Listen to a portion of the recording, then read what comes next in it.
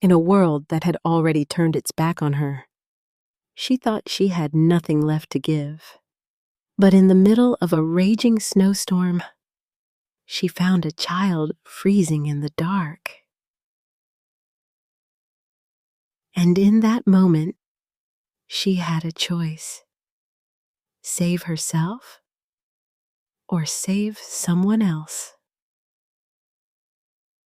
What she chose will remind you what it truly means to be human.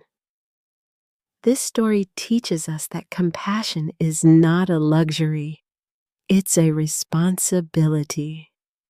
Whether it's a stranger, a child, or even an animal, every life deserves warmth, care, and dignity. If this touched your heart, please like, comment your thoughts, share it with others, and subscribe to keep these meaningful stories alive. The heater died first. Then the engine coughed, a pathetic sputtering sound that rattled the floorboards of the old sedan. Then, nothing. Silence. Just the wind. December 17th, Interstate 90. Somewhere in the frozen teeth of Montana. Eleanor Marsh sat behind the wheel. Her hands gripped the leather. Her knuckles were white. The dashboard clock glowed a faint dying green. 11:47 p.m. The thermometer dial read 0 degrees Fahrenheit, and dropping. She didn't reach for her phone. It was dead. Had been for 50 miles. There was no cell service out here anyway. Just endless white. The snow wasn't falling, it was flying, fired like bullets across the asphalt. Ellie tilted the rearview mirror. She looked at her own eyes in the dark. The woman looking back was a stranger. Silver streaking through brown hair. Deep, hollow shadows beneath her cheekbones. These hands, hands that used to hold beating hearts, hands that used to save lives, were trembling. Not just from the cold. 3 years of running. Running from a broken marriage, running from lawyers, running from a hospital board that needed a scapegoat. The cold began to seep through the floor. It crawled up her boots. It was a heavy, suffocating kind of cold. Ellie leaned her head back against the seat. She didn't panic. That was the terrifying part. A good doctor always assesses the situation. The situation was fatal. The nearest town, Coldwater, was miles away. Her aunt's old house was waiting there, but she wasn't going to make it.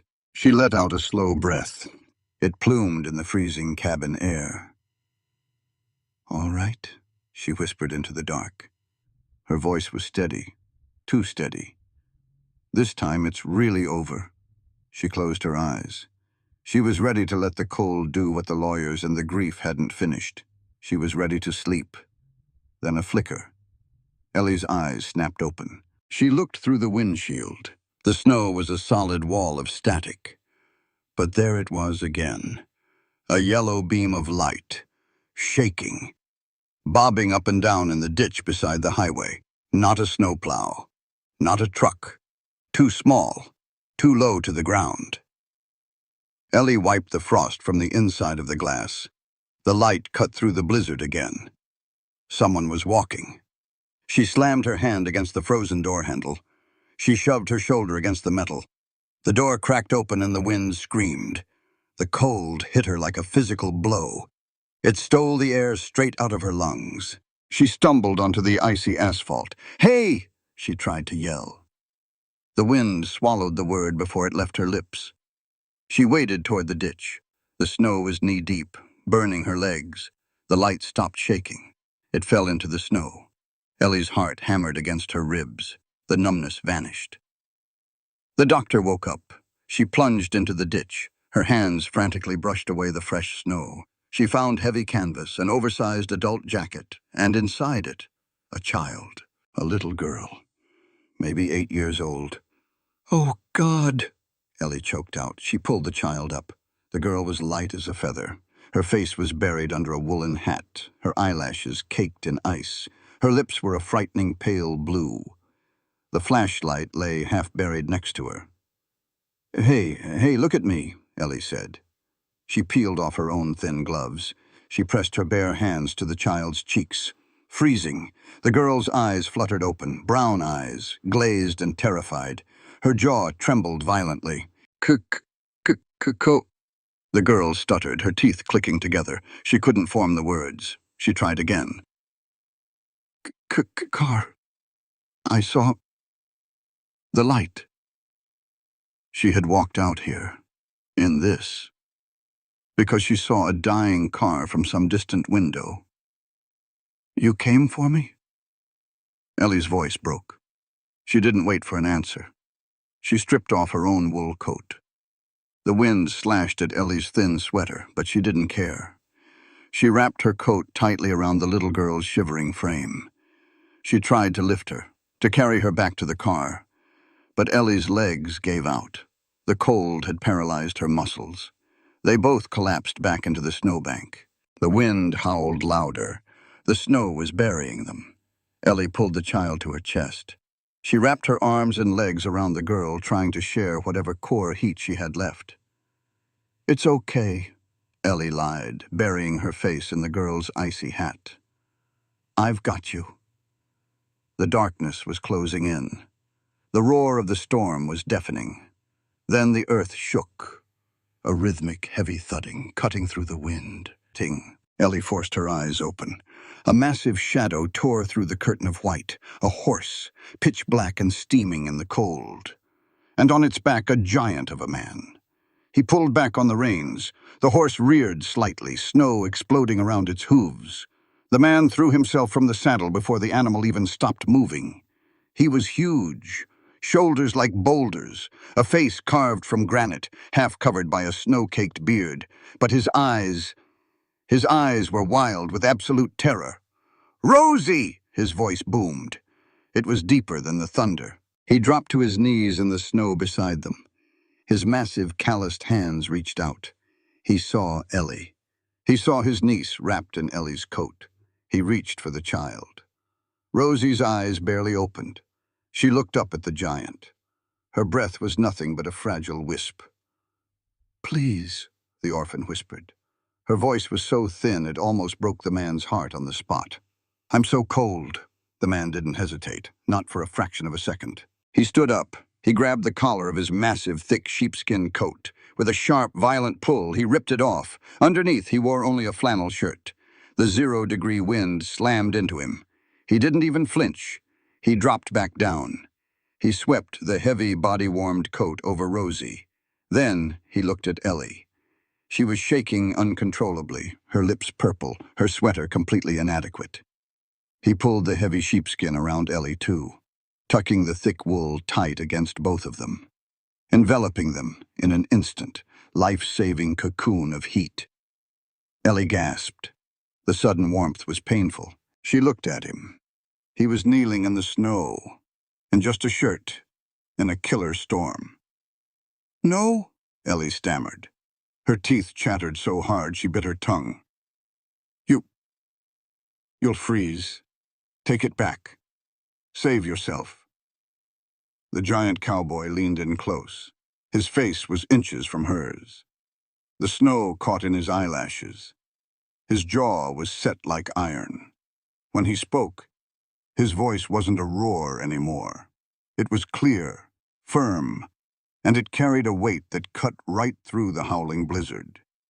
"Listen to me," he said, looking straight into her hollow eyes. "Quiet now, and keep warm. I don't care if you're a stranger from the highway. I don't care what brought you here. No living soul deserves to be left behind in the freezing cold, stranger or kin." He reached down, his massive arms scooping both Ellie and the child up from the snowbank, as if they weighed nothing at all. "The right to live," he continued, holding them tight against his chest, "is the most equal thing we've got in this world. And no one dies on my land tonight. Do you understand me?" Ellie stared at him. For 3 years, people had told her she was worthless, that she was broken, that she deserved to be stripped of everything. But here, in the middle of nowhere, in the dead of winter, a stranger was risking his own life to give her heat, to give her breath. Tears prickled the corners of Ellie's eyes. They froze on her cheeks before they could fall. but for the first time in 1,000 days, the ice around her heart cracked. She nodded against his shoulder. "Hold on to her," he ordered. He turned toward the massive black horse. The storm raged on, completely blind and completely merciless. But as the giant cowboy carried them through the deep drifts, walking straight into the teeth of the wind, Ellie closed her eyes. She wasn't running anymore. The smell of pine wood burning in a cast-iron stove woke her. It was a good smell, heavy, honest, real. Ellie opened her eyes. The ceiling above her was rough-hewn timber, dark, massive wood, stained by decades of trapped heat and winter smoke. She was lying on a long leather sofa. She was wrapped tightly in a heavy patchwork quilt that smelled faintly of laundry soap and the sharp scent of cold mountain air. For a terrifying, disorienting second, she didn't know where she was. Then the memory slammed into her chest. The dying engine, the freezing ditch, the terrifying numbness in her legs, the child collapsing in the snow, and the giant of a man tearing his coat off in the middle of a blizzard. She sat up quickly, too quickly. Her body protested with a deep, bone-rattling ache. Her muscles felt bruised. Her fingers and toes tingled with a sharp, burning sensation. But they were warm. The blood was flowing. She was alive. She looked down. Someone had taken off her wet boots. She was wearing thick gray wool socks that were easily 5 sizes too big. "You're awake." The voice came from the wide doorway leading to the kitchen. It was deep, quiet, steady as a rock. She turned. He was standing there, leaning against the door frame. He looked even bigger in the gray daylight filtering through the frosted windows. He wore faded, dust-covered denim and a thick thermal shirt. He held a steaming ceramic mug in one massive hand. "Drink this," he said. He walked over, his boots heavy on the floorboards, and set the mug on the wooden coffee table in front of her. "Thank you," Ellie said. Her voice was a scratchy whisper. She pulled the thick quilt tighter around her shoulders, suddenly intensely aware of her vulnerability. Where is the little girl?" "Rosie is in her room, sleeping." He crossed his arms over his chest. "She's fine. Got a little frost nip on her cheeks, but she's a tough kid. She'll bounce back." He paused, his jaw tightening. "You took the brunt of that wind for her. You kept her core warm. I owe you for that." "No." Ellie shook her head, staring at the steam rising from the mug. "You saved us both. If you hadn't come." He didn't argue. He just watched her. His eyes were the color of river stones, hard, weathered, but not unkind. "I'm Caleb," he said finally. "Caleb Holt. This is my ranch." "Eleanor," she replied, wrapping her cold hands around the hot mug. "Ellie? Well, Ellie, I've got some bad news for you." Ellie took a sip of the coffee. It was black, bitter, strong enough to kickstart a dead engine. "I'm listening." "Your car is buried under 6 feet of snowdrift down on the pass," Caleb said flatly. "It's not going anywhere. The plows won't make it up that far for days. The entire interstate is completely shut down." Ellie nodded slowly. She tried to swallow the rising panic. "Okay. I can wait. I was heading into the town anyway. Cold water. My aunt left me a house there. The old Miller place, at the very end of Maple Street." Caleb looked away. He turned his gaze toward the frosted glass of the front window, staring out at the endless white landscape. "I know the Miller place," he said quietly. "Nobody's lived there in 4 years." "I know," Ellie said, her grip tightening on the mug. "I was planning to fix it up. I have some savings. I just need to get there." "You can't fix it up, Ellie." He turned back to her, his expression grim. "The roof caved in last winter. The snow load broke the main support beams right down the middle. The pipes burst the year before that. The foundation is cracked. It's just a shell of wood. You can't survive a Montana winter in a shell." The ceramic mug trembled in Ellie's hands. Coffee sloshed over the rim, burning her thumb. She set the cup down, slowly, carefully. The walls were closing in. The crushing reality of her situation was settling over her like a heavy, suffocating blanket. She had $20 in her purse, a frozen dead car, a ruined, unlivable house, and a ruined, shattered career back in Denver that she could never return to. She was trapped. She looked down at her lap. She looked at her hands, the long, slender fingers, the steady hands of a top-tier cardiothoracic surgeon. They were useless here. They were useless everywhere now. A hospital board had made sure of that. Her ex-husband's lawyers had taken the rest.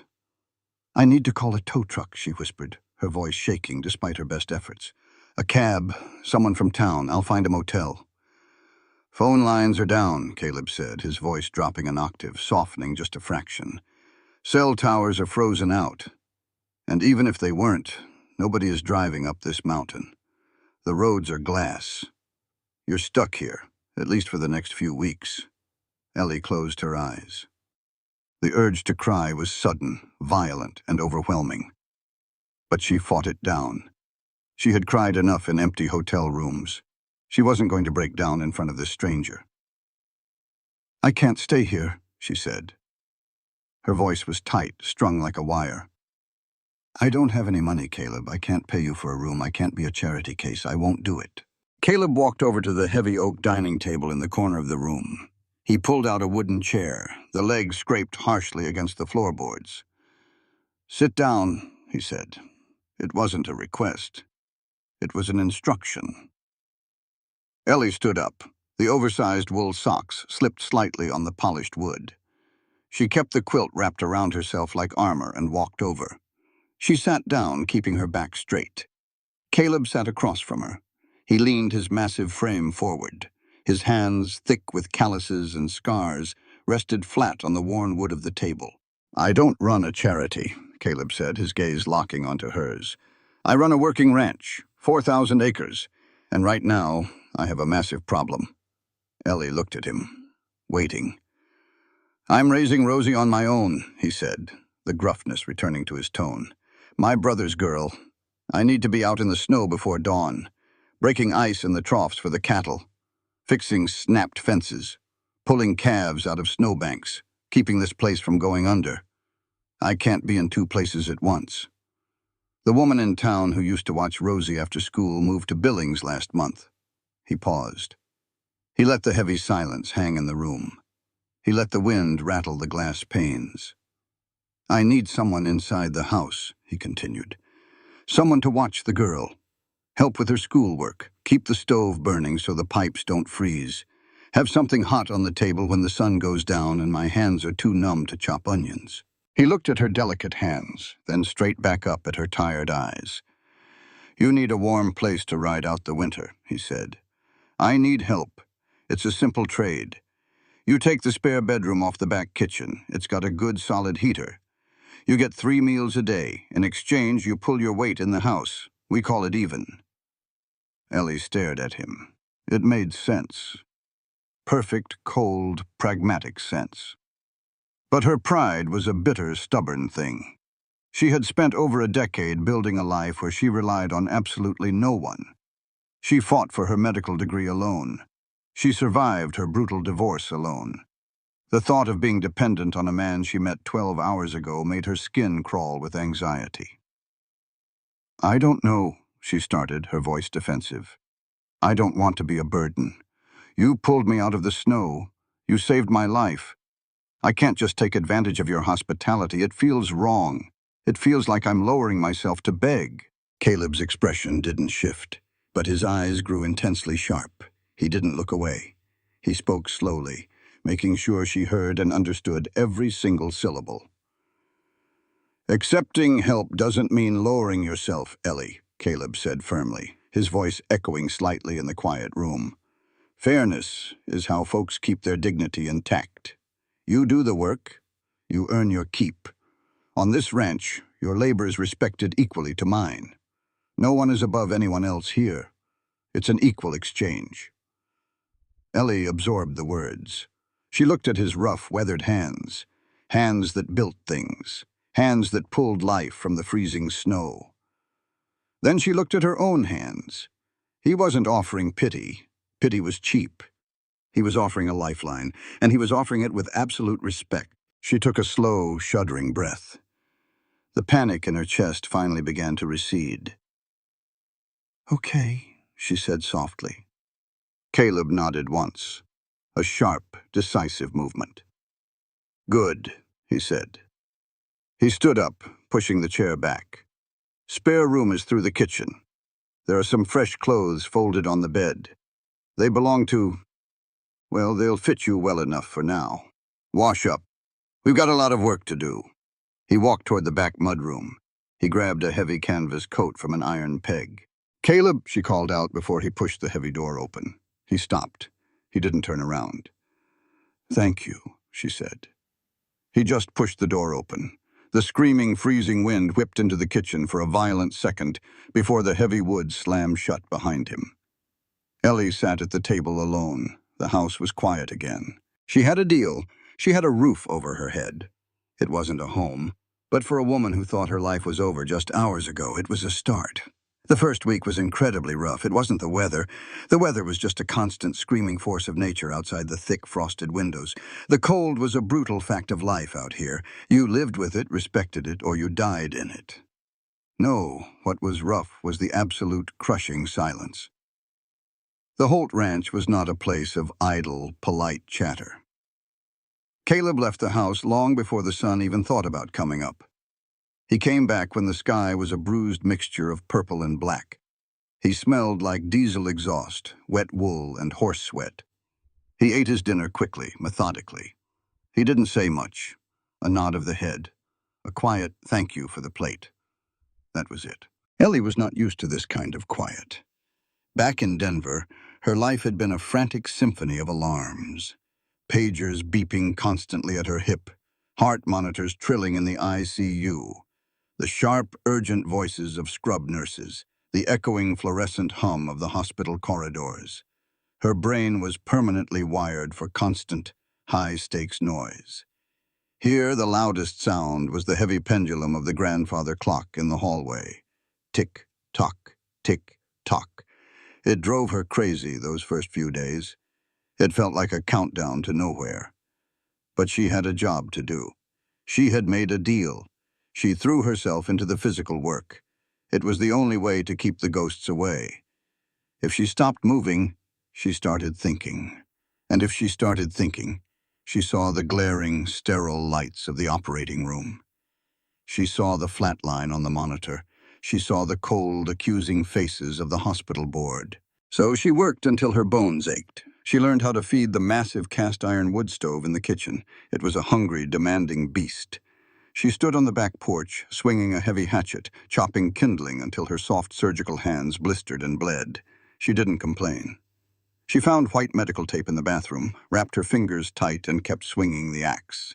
She also had to learn how to cook for a working giant and a growing child. The first night was an absolute disaster. She rummaged through the pantry and found a box of dry penne pasta and a glass jar of cheap marinara sauce.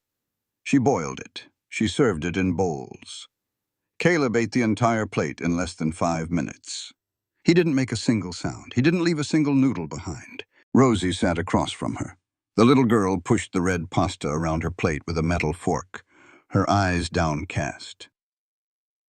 "Is it bad?" Ellie asked softly, feeling a flush of deep embarrassment. Rosie looked up rapidly. Her wide brown eyes were full of panic. No, ma'am, I like it. It's good." It was a lie. A polite, desperate little lie so she wouldn't hurt Ellie's feelings.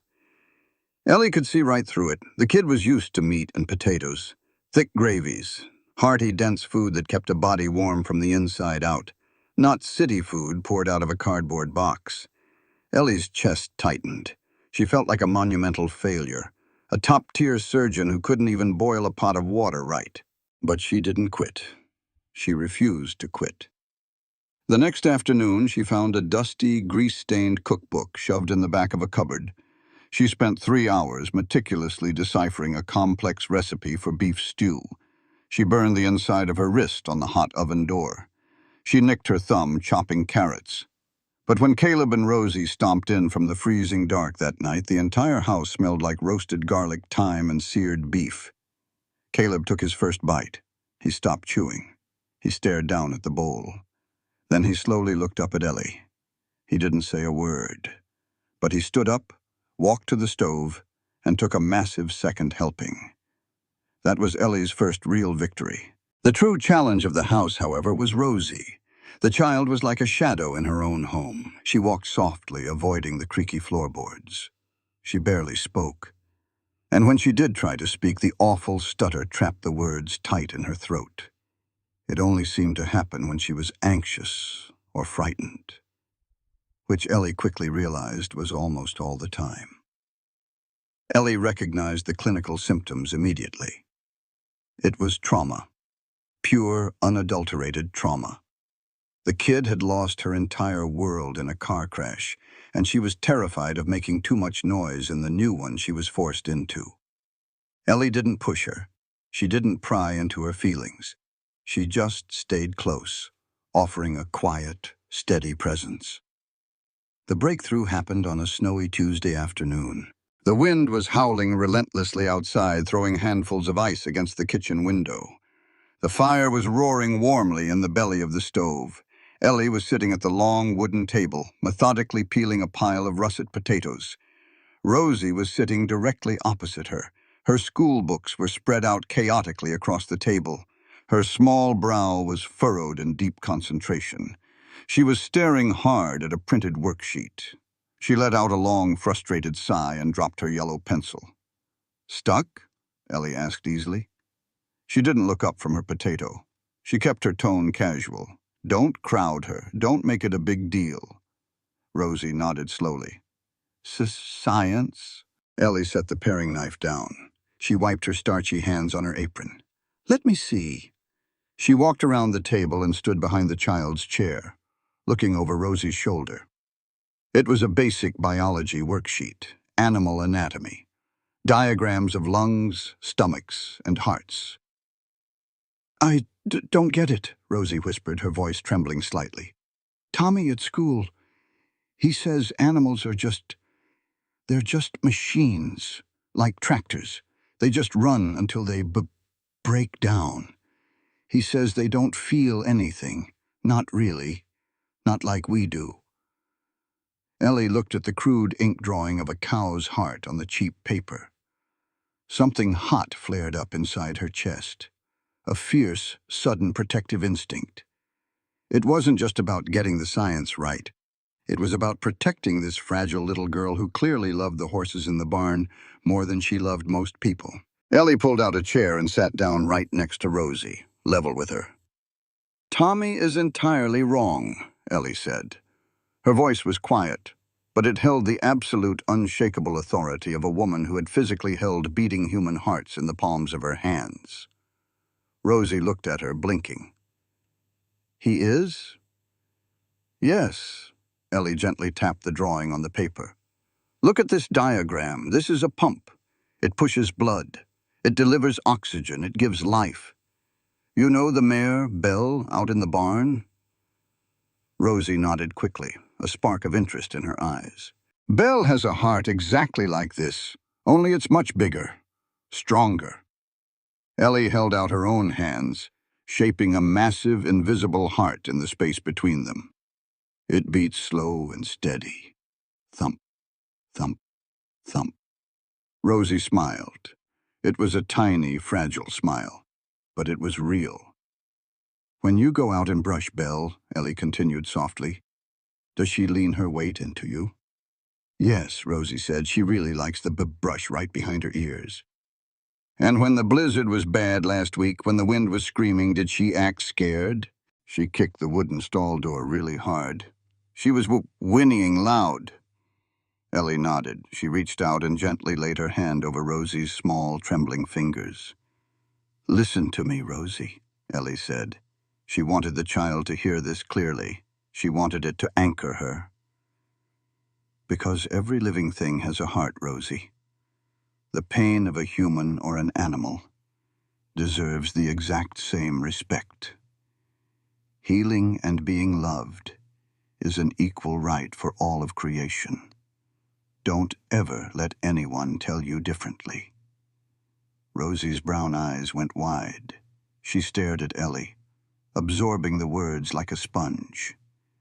Even a little bird freezing in the snow? Rosie asked, her voice dropping to a whisper. Even a little bird, Ellie promised firmly. They feel the biting cold, they feel absolute fear, and they feel safe when someone is kind to them. Just exactly like us.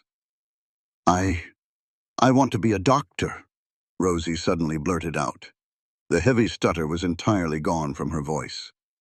For animals, a vet. I want to fix them when they get hurt. Ellie felt a thick lump form fast in her throat. She looked down at her own hands, the ruined surgeon's hands. I think you'd be a wonderful doctor, Ellie whispered back. A heavy floorboard creaked loudly behind them. Ellie jumped and looked up. Caleb was standing in the shadowy doorway leading to the mudroom. His heavy sheepskin coat was covered in fresh snow. He held his Stetson hat tightly in his massive hands. He had been standing there for a while. Ellie froze. Her heart hammered against her ribs. She didn't know how much he had heard. She suddenly felt deeply embarrassed, as if she had overstepped a boundary. A stranger teaching his niece about life, pain, and equality. But Caleb didn't look angry. He looked at Ellie. Really looked at her. The hard, impenetrable slate-gray expression he always wore like armor was gone. The thick ice in his eyes had cracked. Just a little bit. But it was enough to notice. He didn't say a single word. He didn't have to. He just gave a slow, deliberate nod of his head. It was a silent gesture of profound, undeniable respect. Then he turned on his heel and walked heavily down the hall to wash the grime off his hands before dinner. Ellie sat completely still at the table. The wind kept screaming against the glass outside. But inside the kitchen, sitting beside the warm iron stove and the little girl with the biology homework, it felt remarkably quiet. And for the very first time in 3 long years, Ellie didn't mind the silence at all. She picked up her paring knife and went back to peeling the potatoes. Her hands moved smoothly, rhythmically, with a renewed sense of purpose. They were working hands again. The barn was freezing. It smelled like wet hay, sweet feed, and copper. Blood. Ellie stood in the doorway. She pulled her borrowed coat tighter around her throat. The wind was still whipping across the valley, but inside the heavy timber walls, the air was dead and still. Caleb was in the 3rd stall. He was on his knees in the sawdust. He had his massive shoulder pressed hard against Belle's flank. The black mare was panicking. She was throwing her head. Her eyes were wide, rolling back, showing the whites. Her breathing was ragged. A wet, rattling sound that made the hairs on Ellie's arms stand up. Easy, girl, Caleb grunted. He was straining, sweating despite the 0-degree air. Easy now. Ellie stepped closer. The floorboards creaked. She looked down. Belle's front right leg was a mess. She had kicked through a rotten board in the night and caught her cannon bone on a rusted nail. The gash was deep, ugly, but the cut wasn't the real problem. The leg was swollen to twice its size. The skin around the wound was tight, hot to the touch, and laced with angry, dark red streaks. Infection. Moving fast. I called the vet, Caleb said. He didn't look up. He kept his weight against the shivering horse. Lines are back up this morning, but the pass is still a sheet of ice. He can't get a truck up here until Tuesday. Ellie stared at the wound. She didn't say a word. Her eyes tracked the red streaks. They were crawling up the mare's leg, heading straight for the bloodstream. Tuesday was 3 days away. She won't make it to Tuesday, Ellie said flatly. Caleb finally looked up. His face was a mask of grim exhaustion. He knew she was right. A horse with sepsis was a dead horse. Out here, you didn't let an animal suffer. You dug a hole. I know, he said. His voice was hollow, defeated. He reached toward his belt, toward the heavy leather holster resting on his hip. Something inside Ellie snapped. It was a physical sensation, like a switch flipping in the deepest part of her brain. The fear, the uncertainty, the woman who was hiding from the world. She just vanished. The surgeon woke up. "Stop," Ellie ordered. Her voice cracked like a whip in the quiet barn. Caleb's hand froze on the leather. He looked at her. Really looked at her. Ellie didn't hesitate. She stepped right into the stall. She didn't care about the mud. She didn't care about the blood. She dropped to her knees in the dirty sawdust right next to him. "I need boiling water," she snapped, short, fast. "A lot of it. I need clean towels, soap.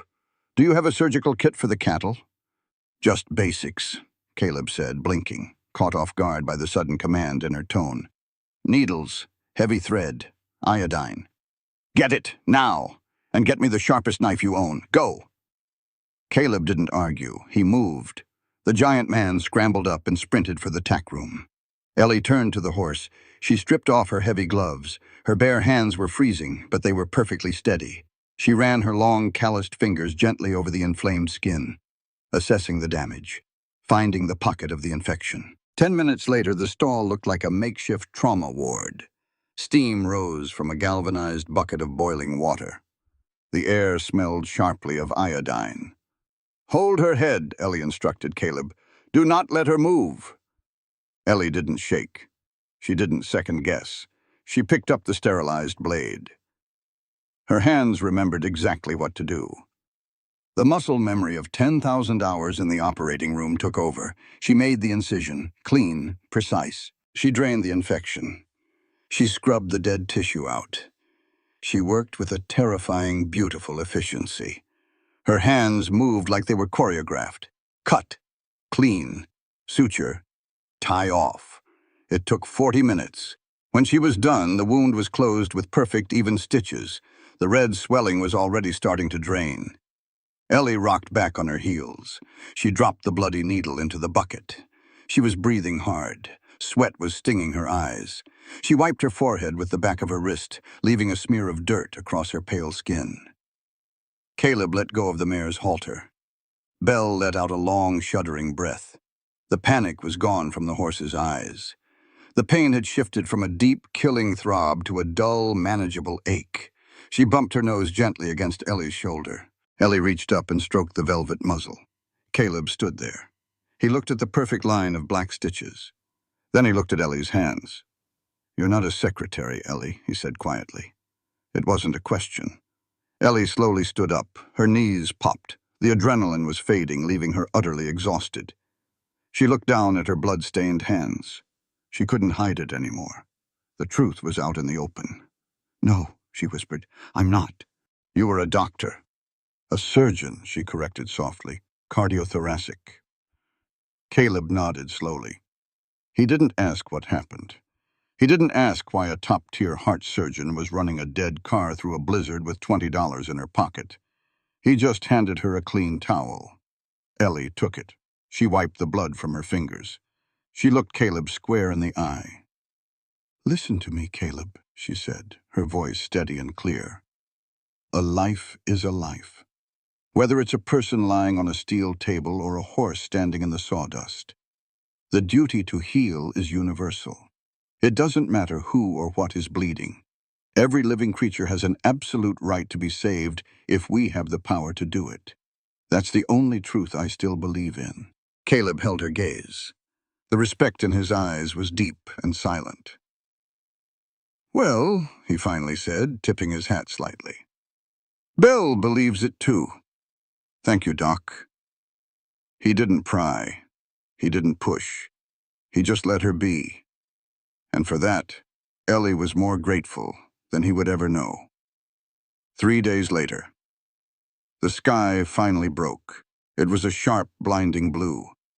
The sun reflected off the snow-choked valley, making the whole world look like shattered glass. The county plows had finally punched a single lane through the pass. The isolation was over. And with the cleared roads came the outside world. Ellie was at the kitchen sink, washing the breakfast plates, when she heard the heavy crunch of tires on ice. She looked out the frosted window. A sleek black SUV rolled into the ranch yard. It looked entirely out of place next to Caleb's battered work trucks and the rusted tractors. A man stepped out. He was in his 50s, wearing a heavy, expensive cashmere overcoat, a silk scarf neatly tucked around his throat, leather gloves. He looked like money.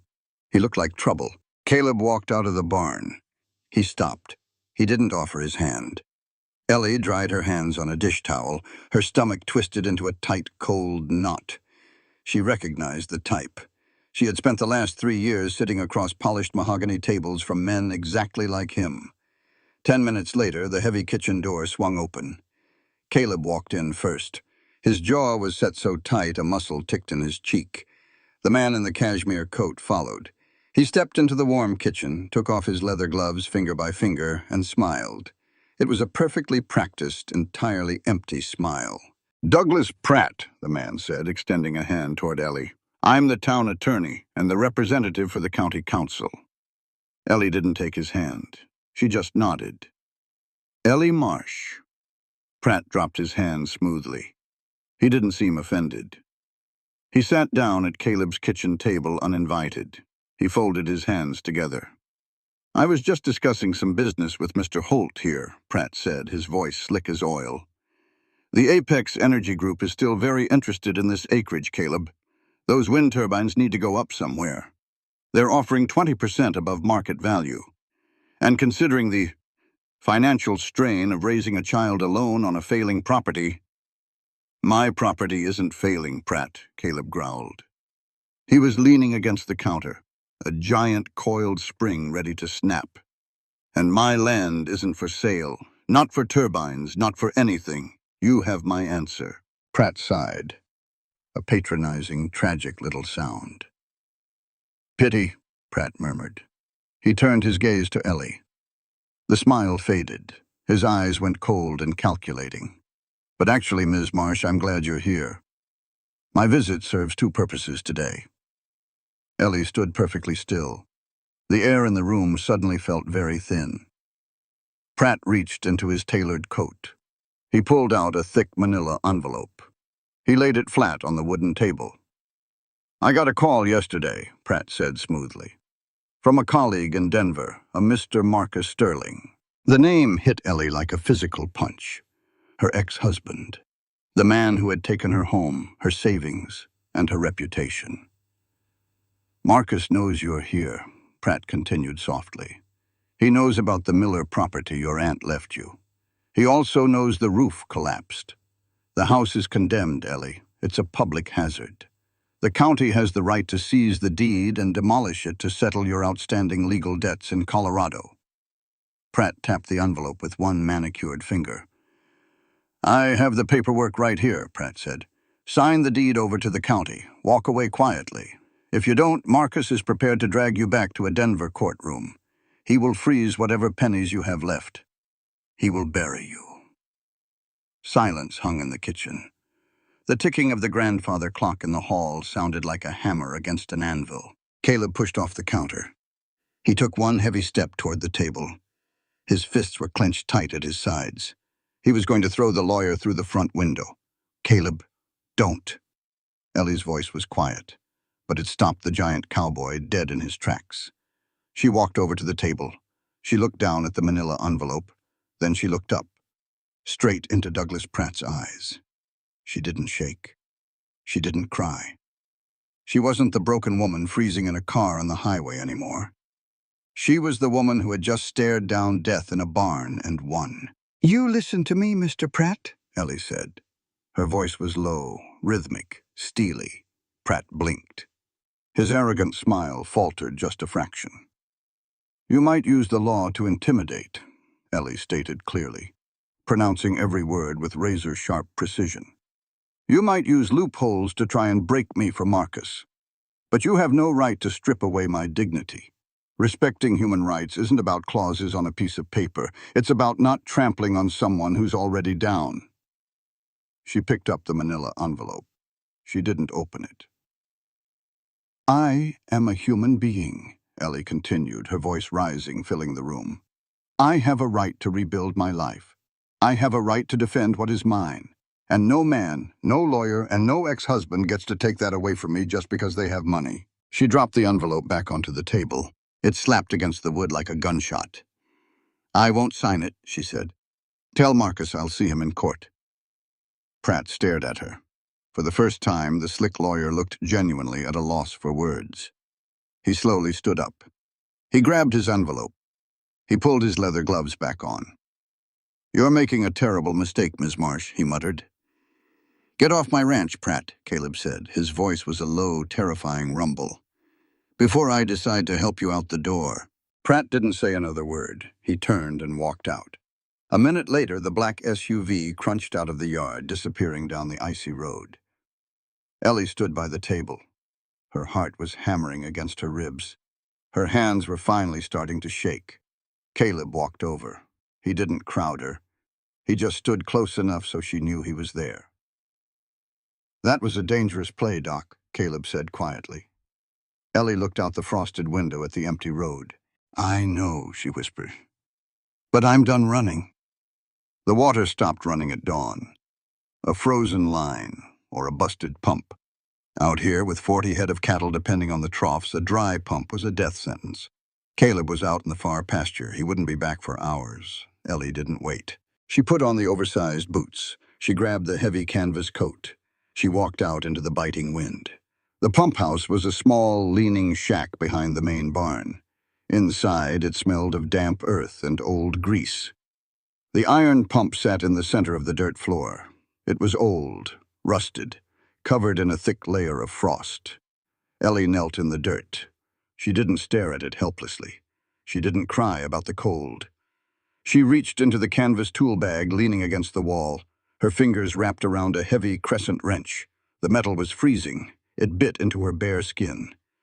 She didn't care. She found the bleeder valve. She set the wrench. She pulled. The bolt was seized tight. Ice and rust locked it together. Ellie gritted her teeth. She planted her boot against the iron base for leverage. She threw her entire weight backward. Crack! The bolt gave way. The rust snapped. She worked the wrench. Short, rhythmic turns. The frozen metal groaned. She didn't stop. She took the housing apart piece by piece. She laid the bolts out on a clean rag, in perfect order, exactly the way she used to lay out surgical clamps on a stainless steel tray. Her hands were black with grease. Her knuckles were bleeding. She pulled the heavy iron casing off. There it was. The impeller, jammed solid with a chunk of ice. She grabbed a flathead screwdriver. She chipped the ice away, methodical, precise. The heavy wooden door creaked open. Ellie didn't jump. She kept chipping the ice. Caleb stood in the doorway. He blocked the weak morning light. He looked at the scattered tools. He looked at the perfectly arranged bolts. Then he looked at Ellie, up to her elbows in black grease and freezing water. He didn't say a word. For a long minute, just the sound of metal scraping ice filled the shed. You know your way around a well pump, Caleb finally said. His voice was thick with surprise.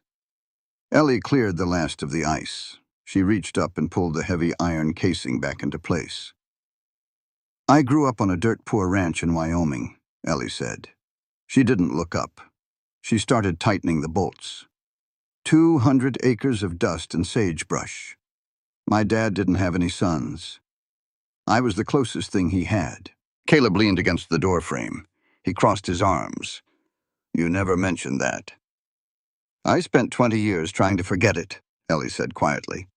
She wiped her forehead with the back of her wrist, leaving a streak of black grease across her brow. I hated the dirt. I hated the smell of diesel and sweat. I ran from it as fast as I could. I went to college, medical school. I built a life that was clean, sterile, perfect. She dropped the wrench into the bag. It landed with a heavy thud. She looked down at her ruined, filthy hands. And then it all fell apart, she whispered. Her voice trembled just for a second. I lost the hospital. I lost my title. I lost the clean life. For 3 years, I thought I was nothing. If I wasn't Dr. Marsh, who was I? Caleb walked into the shed. He was a massive shadow in the cramped space. He knelt down in the dirt right across from her. He didn't hand her a rag. He reached out and took her freezing, grease-stained hands in his. His grip was firm, warm, calloused. "Listen to me, Ellie, and hear me clearly," Caleb said. His voice was low, but it commanded the room. She looked up. His gray eyes were locked onto hers. "Nobody is perfect," Caleb told her, spacing his words with deliberate weight. "But your value doesn't lie in a lost doctor's title. Human worth isn't about the fancy names society pins on your chest, or the money in your bank account." He squeezed her hands gently. "Your worth," Caleb continued, "lies in these hands right here. Hands that never refuse to help another soul. You stepped out into the freezing cold today to save animals that aren't even yours. A person's true value comes from their willingness to serve others when they need it most. That is what makes you decent, and no lawyer or hospital board can ever take that away from you." Ellie swallowed hard. The thick lump in her throat ached. She looked at this giant, rugged man. He saw right through the wreckage of her life, and he didn't see a failure. He saw her. She slowly pulled her hands back. She picked up the wrench. "Hit the breaker," she said softly. Caleb stood up. He flipped the heavy switch on the wall. The pump shuddered. The motor whined, caught, and roared to life. Through the floorboards, they could hear the deep, rushing sound of water flowing back to the barns. Ellie smiled. A small, tired, real smile. "Let's go wash up," Caleb said. Midnight. The wind had finally died down. The ranch was wrapped in absolute suffocating silence. Ellie couldn't sleep. The mattress in the spare room was comfortable, but her mind was racing. The encounter with Pratt, the threat from Marcus, the realization that she didn't want to run away anymore. She threw off the quilt. She walked softly into the kitchen. A single yellow bulb burned over the table. Caleb was sitting there. He wore a faded flannel shirt. A stack of yellowing paper receipts and ledger books sat in front of him, but he wasn't looking at them. He was staring blindly at a half-empty mug of black coffee. His massive shoulders were slumped. He looked exhausted, not just physically. It was a bone-deep, soul-crushing kind of tired. Ellie didn't ask if he was okay. It was a stupid question out here. She walked to the stove. She poured herself a mug of the leftover coffee. It was lukewarm and bitter. She pulled out a chair opposite him and sat down. She didn't speak. She just sat there, sharing the quiet. 10 minutes passed. The old grandfather clock ticked steadily in the hall. Caleb broke the silence first. He didn't look at her. He kept his eyes fixed on the ceramic rim of his cup. "My brother," Caleb said. His voice was a dry, heavy rasp. "And his wife. They didn't just die in a random crash." Ellie set her mug down. She listened. "It was 6 years ago," Caleb continued. "Christmas Eve. I threw a party right here in this house, neighbors, ranch hands. I poured the drinks. I kept pouring them. The snow started falling hard around 10. He took a slow, ragged breath. His giant hands gripped the mug so hard his knuckles turned white. "They wanted to leave early," he said, "to get Rosie to bed. She was 2 years old. They wrapped her up in a car seat. They drove out the gate. 2 miles down the pass, the truck hit black ice, flipped 3 times into the ravine." Caleb finally looked up.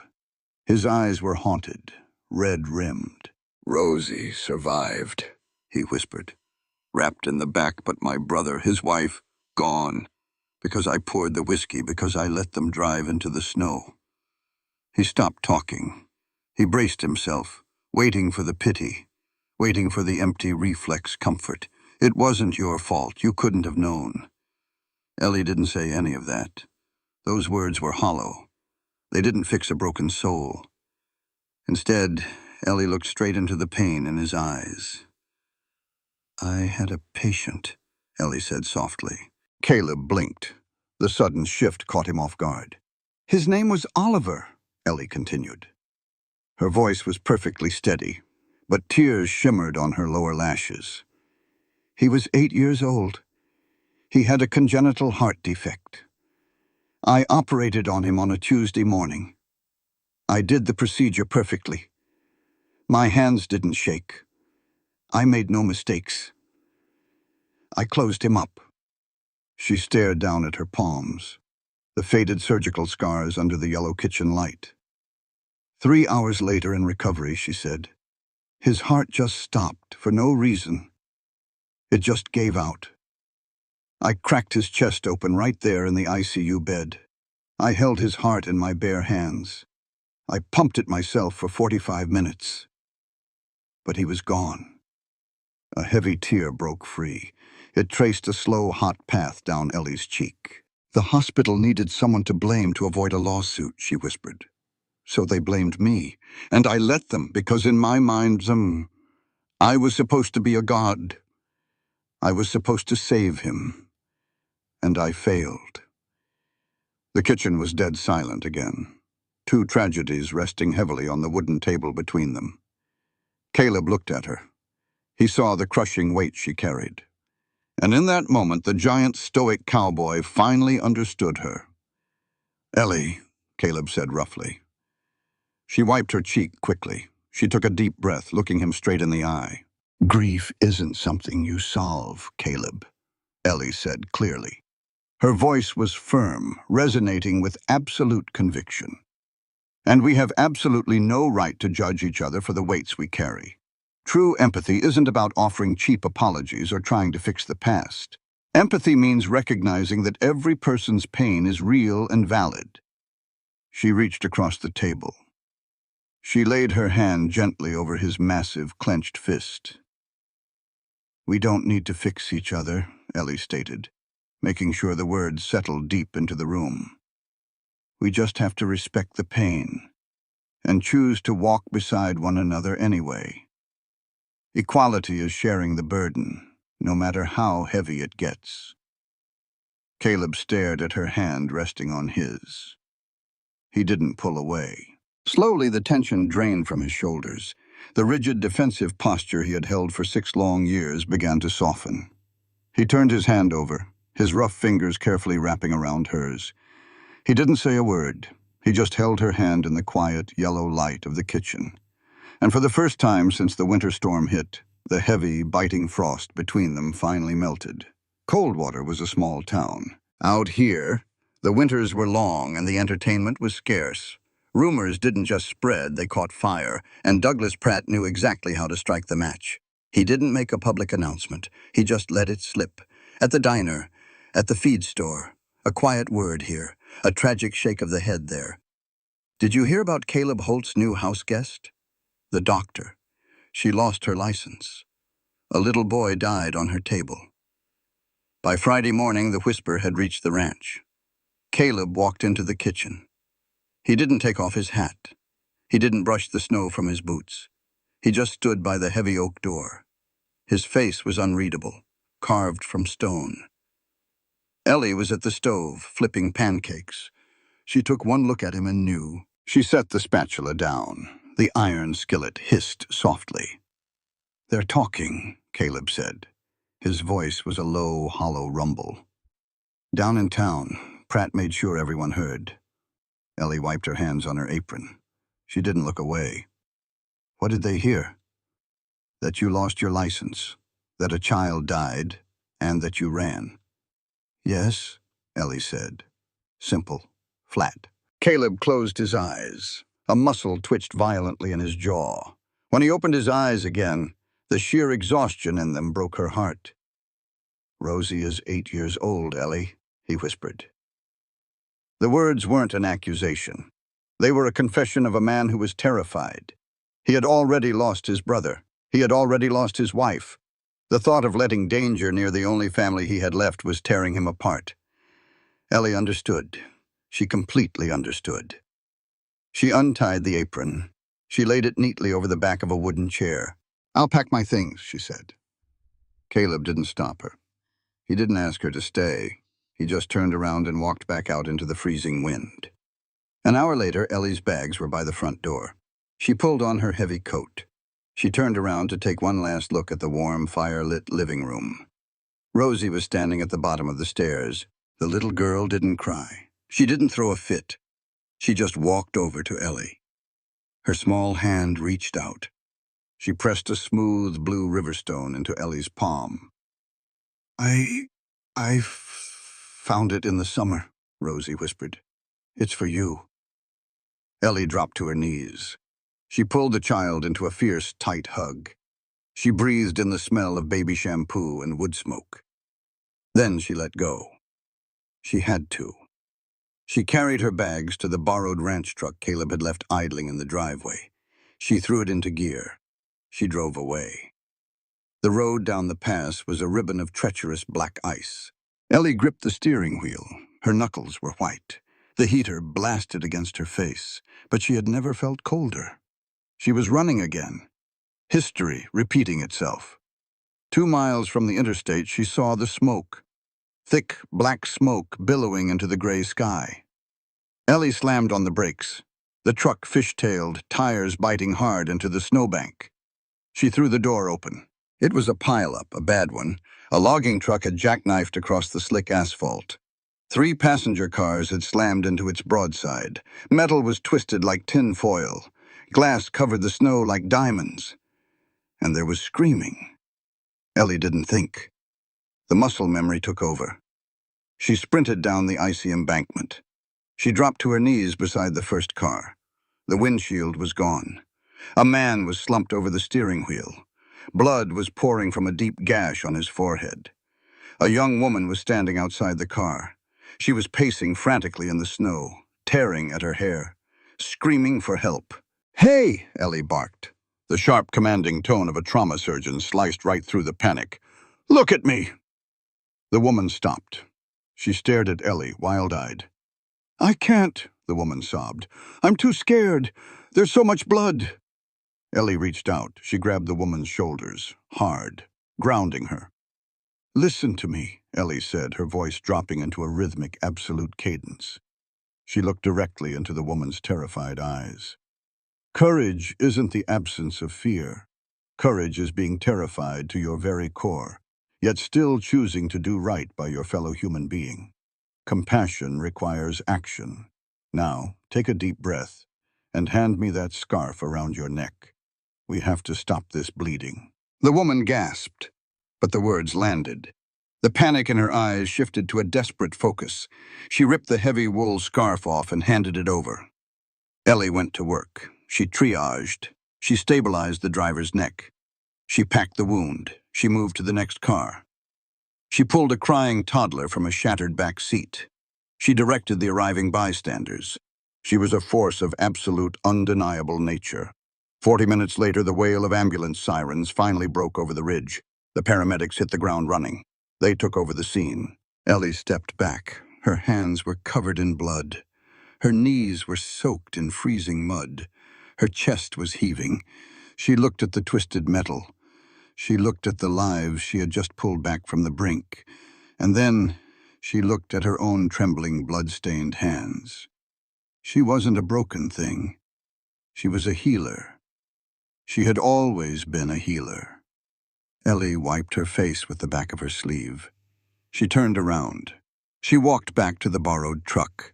She didn't put it in drive to head to the city. She put it in reverse. She turned around. She was going back. Before she went back to the ranch, Ellie made one stop. She pulled the truck into the snow-packed parking lot of the Coldwater County Municipal Building. She marched up the salt-stained concrete steps. Douglas Pratt's office was at the end of the hall. The door was open. Ellie walked in. Pratt was sitting behind his heavy mahogany desk. He looked up, surprised. The smug smile quickly assembled itself on his face. "Ms. Marsh," he said, "I assume you're here to sign the deed over to Marcus?" Ellie didn't say a word. She reached into her coat pocket. She pulled out a thick, tightly bound stack of papers. She slammed it down on the center of Pratt's desk. It hit the wood with a loud, satisfying crack. Pratt blinked. "What is this?" "That," Ellie said, her voice ringing out clear and hard, "is the full, unredacted medical file of my final surgical case, complete with the independent autopsy report and the sworn affidavits of my scrub nurses. It proves, beyond a shadow of a doubt, that the hospital administration buried a massive equipment failure and used my name as a shield to protect their funding." Pratt stared at the file. He didn't touch it. Ellie leaned over the desk. She placed both hands flat on the polished wood. "You listen to me, Mr. Pratt," Ellie said. She spoke slowly. Every word was a hammer driving a nail. "You spread rumors because you thought I was an easy target. But you have no right to strip away my dignity. Respecting human rights isn't about clauses on a piece of paper. It's about not trampling on someone who's already down. I have a right to rebuild my life, and no one gets to take that away. Not you, not Marcus. Nobody." Pratt looked at her. Really looked at her. The smugness vanished. "Read it," Ellie commanded. She turned on her heel and walked out of the office. She didn't look back. By the time she drove back up the mountain pass to the Holt Ranch, the sun was beginning to dip behind the jagged peaks. The sky was burning orange and purple. Caleb's truck was parked by the barn. Ellie walked into the house. It was quiet. She took off her coat. She washed the dried blood off her hands in the kitchen sink. Then she opened the refrigerator. She pulled out a whole chicken, potatoes, carrots. She started to cook. An hour later, the heavy mudroom door creaked open. Caleb stepped into the kitchen. He stopped dead in his tracks. The smell of roasting rosemary and garlic filled the air. He looked at Ellie. She was standing by the stove, stirring a pot of gravy. "You came back," he said. His voice was thick, disbelieving. Ellie put the wooden spoon down. She turned to face him. "I did," she said. "Why?" "Because I'm done running," Ellie said. She squared her shoulders. "I'm staying because I have the right to fight for my own happiness. I am not a victim of circumstance, Caleb, and I won't let fear dictate where I belong." Caleb stared at her. The giant cowboy took a slow, deep breath. He reached a massive hand into the inner pocket of his heavy canvas coat. He pulled out a faded white envelope. He walked slowly across the kitchen. He held the envelope out to her. "What's this?" Ellie asked. "Read it," he said softly. Ellie wiped her hands on a towel. She took the envelope. It was fragile. The paper was worn soft from years of being carried. She slipped the single sheet of paper out. It was a letter, written in elegant, looping cursive. "Caleb, I love you. I will always love you. But I cannot survive this mountain. I cannot survive the silence, the cold, and the isolation. The ranch is your soul, but it is slowly killing mine. I am leaving because if I stay, I will resent you. And you are too good a man to be resented."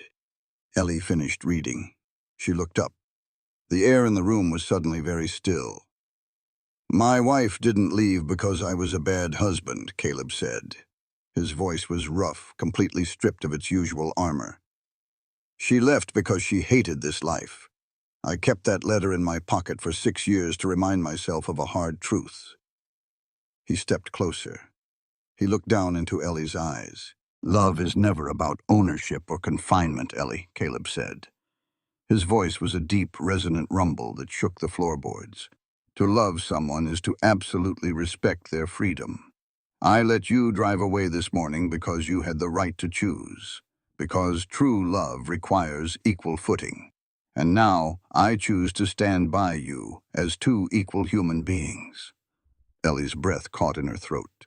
She looked at this giant, scarred, beautiful man. She reached up. Her fingers lightly traced the rough stubble on his jaw. Caleb closed his eyes at her touch. He leaned his heavy face into her palm. "I choose to stay," Ellie whispered. March came to Montana not with a whisper, but with a roar.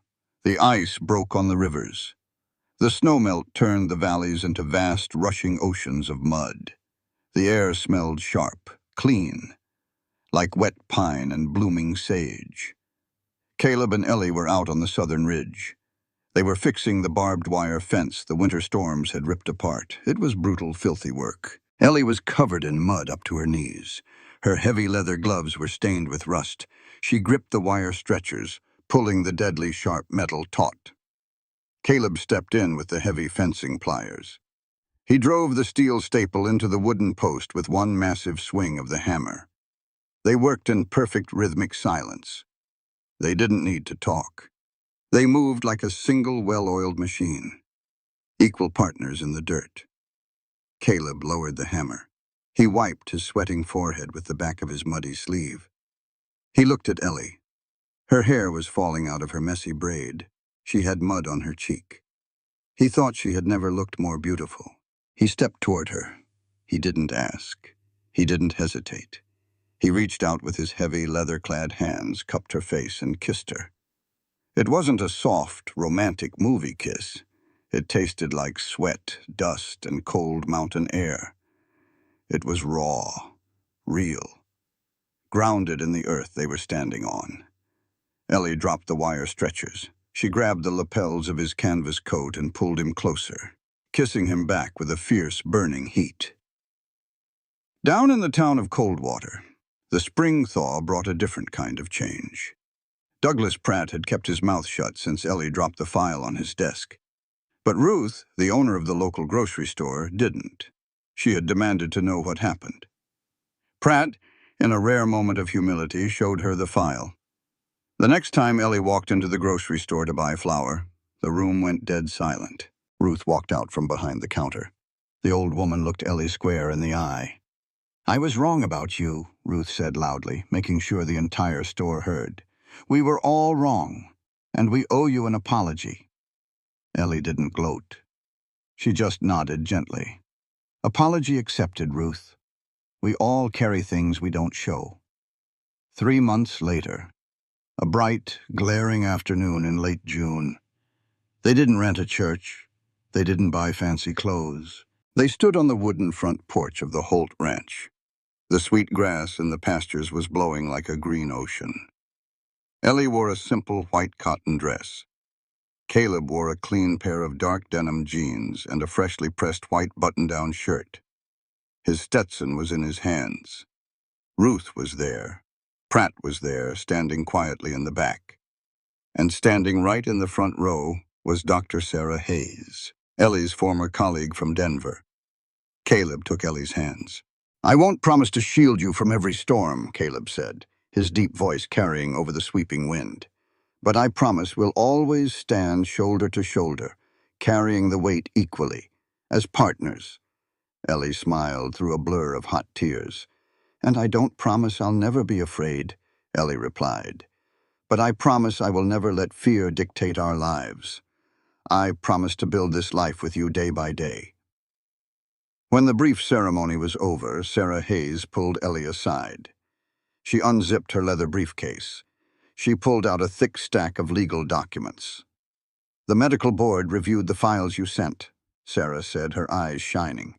"They are reopening the case, Ellie. You have a hearing in August. You can get your license back." Ellie took the papers. Her hands trembled.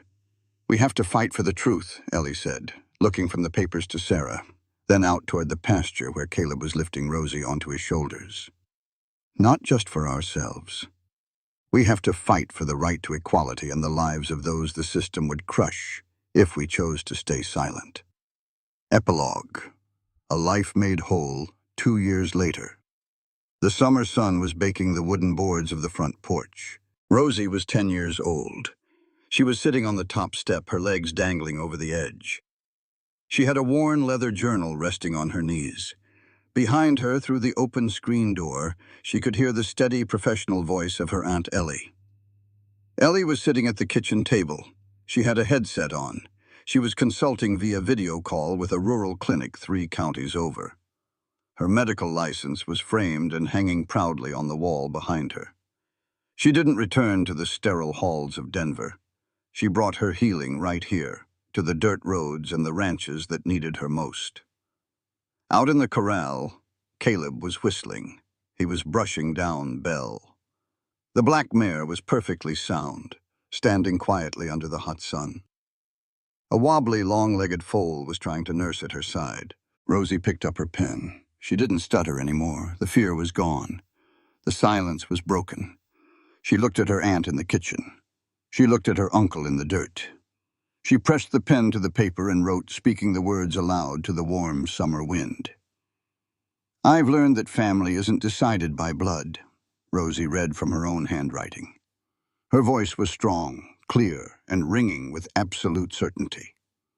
Family is where people treat each other with equal compassion, where they offer absolute respect, and where they're brave enough to hold each other tight, even in the bitterest blizzard. Inside the house, Ellie signed off her call. She took the headset off. She walked out onto the porch. She let the screen door slam shut behind her. She looked out at Caleb. He tipped his hat to her from the corral. Ellie sat down on the wooden step right next to Rosie. She wrapped her arm around the little girl's shoulders, pulling her close. It was simple. It was real. And they were exactly where they were supposed to be. All elements within this narrative are fictional and crafted for storytelling purposes.